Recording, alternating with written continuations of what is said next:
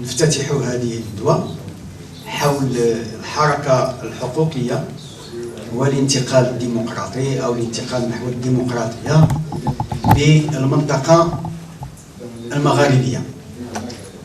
موضوع مهم نظرا لما تعيشه المنطقة من غليان شعبي هدفه التخلص من الاستبداد والفساد والقهر وبناء دولة الحق والقانون ومجتمع المواطنة والكرامة في مختلف البلدان المغاربية. نعرف جميعا كيف بدأ هذا الغليان الشعبي. بدأ من تونس في 17 دجنبر، ثم تحول إلى ثورة تونسية مضفرة أدت إلى إسقاط الدكتاتور بن علي في 14 يناير، ثم واصلت مسارها. ومن ضمن مداولتنا اليوم هو بالضبط أن نعرف أين وصلت الثورة التونسية وإلى أين، طبعا وانعكاسات هذه الثورة على الأوضاع الديمقراطية وعلى وضعية حقوق الإنسان في تونس. ثم بعد الثورة التونسية كانت الثورة المصرية التي اندلعت في 25 يناير ونجحت في إسقاط الدكتاتور حسني مبارك في 11 فبراير. ونحن نعرف مآل دكتاتور مبارك اليوم، ونحن طبعا مبتهجين لكون لأول مرة أحد رؤساء الدول العربية يتم مساءلته ويمكن أن تتم محاكمته هو وذريته الفاسدة. وكذلك نعرف أن هذه الثورة أثرت على مجموع البلدان بالعالم العربي وخاصة ليبيا. ونحن نعرف مآل الثورة التي اندلعت في ليبيا في 17 فبراير والتقتيل الذي يقوم به معمر القذافي ضد الشعب الليبي والأوضاع الحالية وآلاف القتلى في ليبيا. ثم نعرف كذلك ماذا يحصل في اليمن، في الأردن، في البحرين، في سوريا. كل هذه الأوضاع هي أوضاع مهمة جدا، وقد تغيرت الأوضاع طبعا. ونحن هنا في المغرب نعيش كذلك تأثير هذا الحراك الشعبي عبر حركة 20 فبراير وما عرفه المغرب في 20 فبراير من تظاهرات كبرى في حوالي 60 مدينة، وكذلك ما عرفه المغرب من تظاهرات كبرى في 20 مارس الماضي، وما سيعرفه في 24 أبريل القادم. كل هذه الأوضاع هي التي تسائلنا اليوم من أجل أن نطرح السؤال حول الانتقال نحو الديمقراطية بالمنطقة المغاربية، وتحديدا حول دور الحركة الحقوقية في هذا الانتقال نحو الديمقراطية. إذن هذا هو موضوع ندوة اليوم.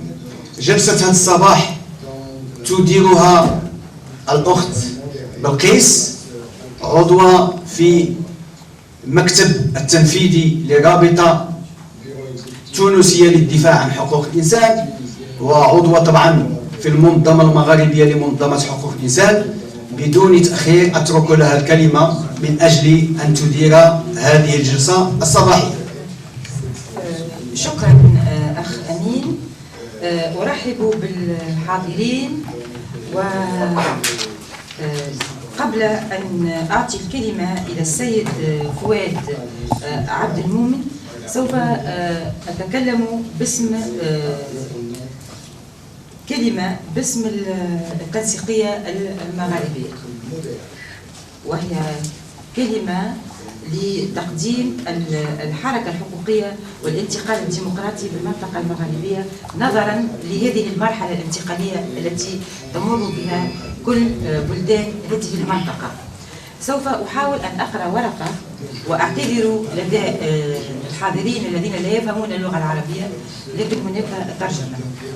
إذن تعيش المنطقة المغاربية في الفترة الأخيرة حراكا سياسيا واجتماعيا لم يعرفه تاريخها إلا زمن الإرهاصات الثورية التي تعصف بالبنى القديمة وتنذر بتحول جذري يؤسس لانتقال تاريخي في شكل السلطة وطبيعة الحكم ومفهوم المواطنة. وقد راكمت كل بلدان المنطقة في تاريخها الحديث بعد خروج الاستعمار كما هائلا من التناقضات وسجلا قاتما من سوء تدبير الشأن العام والانفراد بالسلطة والانتهاكات الجسيمة لأبسط حقوق الإنسان، لكنها ركمت أيضا تجارب متعددة في النضال ضد القهر والتسلط، خاصة خاضته أجيال متعاقبة من مختلف شرائح الشعبية متحدية أهوال القمع والتعذيب والسجن من أجل إرساء أسس مجتمع أفضل تسوده قيم الحداثة والديمقراطية وحقوق الإنسان. ومن الطبيعي أن تؤدي هذه التراكمات إلى بداية تفكك البنى القديمة للدخول في حقبة تاريخية جديدة يسعى كل من موقعه أن يضع عليها بصماته الفكرية والإيديولوجية. وكانت البداية من تونس، أين تصاعدت الاحتجاجات الشعبية متحولة من المطالب الاجتماعية إلى مطالب سياسية لتنفجر ثورة الشعب يوم 14 جانفي 2011 ولترغم الدكتاتور بن علي على الهروب وتبدأ في رسم ملامح مستقبلها الجديد قاطعة نهائيا مع الماضي ومستشرفة على انتخاب مجلس تأسيسي يضع دعائم الجمهورية الثانية. وتأججت الجذوة الثورية لتنتشر شرقا وغربا عاصفة في طريقها بالدكتاتور المصري وأجهزته الأمنية والسياسية العاتية. وحرر أحفاد عمر المختار مصراتة وبنغازي ولا يزالوا مستبسلين لتحرير ليبيا من طاغيتها المتمرس جبنا وراء لجانه الشعبية ومرتزقته الأفارقة. وأينعت حركة 20 فيفري بالمغرب حاملة بكل عنفوان شبابها طوق الشعب المغربي نحو حياة سياسية ديمقراطية ومتطورة. وتتواصل القوى الديمقراطية في الجزائر وموريتانيا غربا وفي اليمن والبحرين وسوريا شرقا منادية بكل جرأة وثبات بضرورة الانتقال من دولة الاستبداد إلى دولة الحق والقانون. في هذا الزخم الهائل من الأحداث تجد التنسيقية المغاربية لمنظمات حقوق الإنسان نفسها منخرطة بالكامل لمواكبة التحولات الحاسمة التي تشق المنطقة بأسرها ولمرافقة أعضائها 24 في دعم المسارات الديمقراطية في مختلف البلدان وبالتالي في كامل المنطقة في أفق بناء مغرب الشعوب. وهي تغتنم التئام مجلسها الثالث من 15 إلى 17 أبريل 2011 لتنظم على هامشه ندوة تلتصق مشاغلها مباشرة بالحاجيات الملحة والأسئلة الحارقة التي تلج في أذهان صانعي الثورة المتطلعين إلى القطع مع الماضي وبناء الجديد. وقد اقتضت المرحلة أن تتخلى سكرتيرية التنسيقية مؤقتا عن البرنامج الذي وضعته سابقا حول محور تحديات العولمة لتختار المحور الجديد وهو تحت عنوان الحركة الحقوقية والانتقال الديمقراطي بالمنطقة المغاربية. ولذا فإنني أحيل الكلمة الآن إلى السيد فؤاد عبد المؤمني، والذي هو مناضل حقوقي في جمعيات غير حكومية، وهو أيضا عضو في المنظمة الجمعية المغاربية للدفاع عن حقوق الإنسان. كذلك هو مناضل في عدة شبكات وحقوقية أيضا، ويعمل الآن كان سابقا نائب رئيس الجمعية المغاربية لحقوق الإنسان. وأترك له الكلمة لمدة 25 دقيقة. شكرا.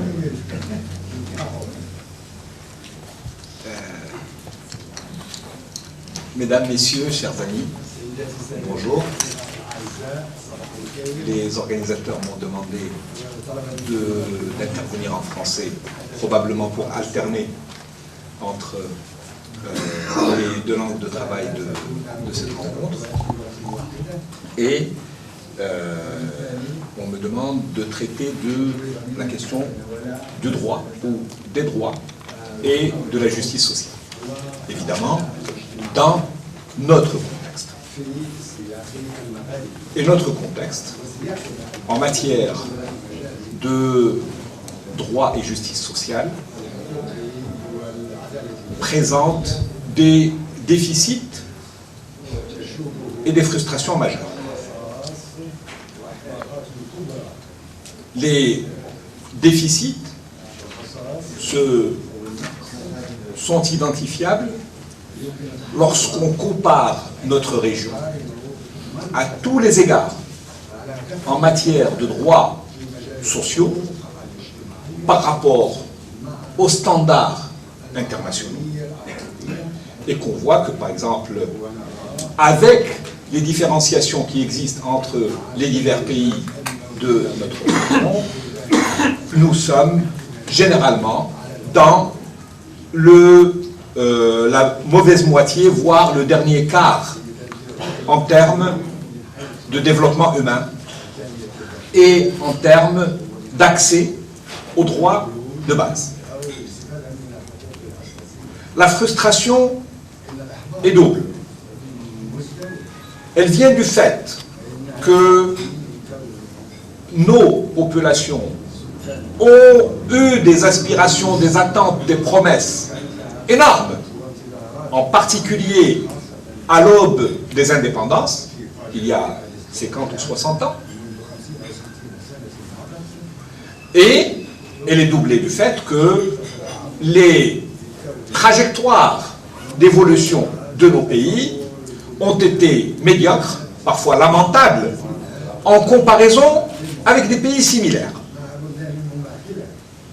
Et donc, à un moment où nos populations s'éveillaient aux standards universels en matière de droits sociaux, au moment où notre population s'urbanisait de manière extrêmement rapide, au moment où une mutation majeure en termes démographiques et en termes d'éducation s'opérait, au moment où l'accès à l'information et donc à l'image, à la symbolique et aux standards de consommation se standardisait universellement, et que même dans nos campagnes aujourd'hui, nos enfants n'aspirent plus uniquement à avoir du thé et du pain pour considérer que leur journée est satisfaite. Les demandes, les attentes ont explosé pendant ces dernières décennies. Pendant ce temps, nous avions une évolution dans l'accès aux droits de base que sont l'éducation, le logement, la santé, l'emploi, le transport et autres. Les évolutions ont été extrêmement en deçà du potentiel, du réalisé ailleurs et de l'espérer, et donc ça a créé et ça continue d'exacerber des frustrations majeures. Par rapport à cela, nous avons eu aussi, en particulier probablement avec l'ancêtre des institutions de défense et de promotion des droits humains au Maghreb, qui est la LTDH, et le mouvement qui a suivi par la suite, un éveil d'abord aux droits civils et politiques, d'abord à la lutte contre la répression politique, mais ensuite, très rapidement, un alignement sur les références universelles des droits humains, et en particulier, on a commencé à considérer que les droits humains sont indissociables et que le mouvement des droits humains a, parmi ses impératifs et ses priorités, la protection et la promotion des droits sociaux, économiques et culturels. Mais lorsque ce mouvement a commencé cet éveil, il a été confronté à des contraintes majeures. Ces contraintes sont inhérentes d'un côté à la nature du référentiel des droits humains et d'un autre côté aux sources et aux origines militantes de la majorité écrasante des cadres et membres de nos mouvements. Le référentiel d'abord. Lorsqu'on parle de droits politiques, l'assignation d'obligations est relativement aisée. Parce que on demande aux principaux fauteurs en matière de droits politiques de ne pas fauter. On leur demande de respecter une obligation négative. Ne torturez pas, n'arrêtez pas en dehors du droit, n'empêchez pas les gens de s'exprimer, de s'organiser, de manifester. Et ce sont des choses qui sont aisées à normer, à concevoir, aisées à vérifier, et donc la sanction, au moins morale, des écarts est très facile. Lorsqu'on parle de droits économiques et sociaux, la référence n'est plus seulement négative. Elle devient positive. Il faut non pas s'empêcher de nuire à l'exercice d'une liberté, mais garantir les conditions de l'exercice d'un droit. Et ce changement de perspective est extrêmement ardu à opérationnaliser dans la vie courante. Il est particulièrement ardu parce que le corpus référentiel des droits humains est un accord de la communauté des nations. Or, dans cet accord, il y a une mise en ligne, très souvent à minima, entre des choix de société, des choix d'orientation politique très divergents. Et donc, quand on parle par exemple de droits sociaux et économiques, la référence de base, c'est que on a d'abord des libéraux d'un côté, voire des ultralibéraux, et des socialisants de l'autre, ou des nationalistes, qui ont cherché à exprimer d'une manière unanime et non excessivement contraignante par rapport à eux-mêmes ce qu'ils veulent